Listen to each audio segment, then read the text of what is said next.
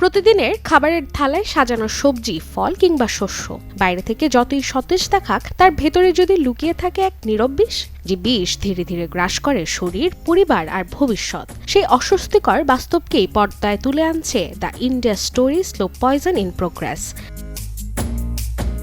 পরিচালক চেতন ডিকে নির্মিত ছবিটির ট্রেলার জুড়ে উঠে এসেছে এক আবেগঘন ও রুদ্ধশ্বাস লড়াইয়ের গল্প, যেখানে ব্যক্তিগত বেদনা ধীরে ধীরে রূপ নেয় সামাজিক আন্দোলনে। সত্য উদ্ঘাটনের পথে একদল মানুষের সংগ্রাম, ন্যায় বিচারের দাবি এবং বিষাক্ত খাদ্য চক্রের অন্ধকার বাস্তবতাই ছবির মূল চালিকা শক্তি। আদালতের নাটকীয়তা, মানবিক সংকট এবং সামাজিক প্রশ্ন সব মিলিয়ে ছবিটি তৈরি করেছে এক গভীর চিন্তার আবহ।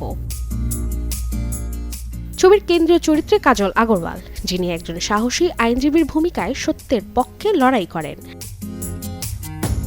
অন্যদিকে শ্রেয়াস তালপারে অভিনয় করেছেন এক সাধারণ মানুষের চরিত্রে, যার জীবন হঠাৎ করেই জড়িয়ে পড়ে এক অসাধারণ সংকটে। জানা গেছে আসছে 24 জুলাই হিন্দি, তেলেগু ও তামিল ভাষায় বিশ্বব্যাপী মুক্তি পাবে cinema the India story slow poison in progress. Desk report, channel 24।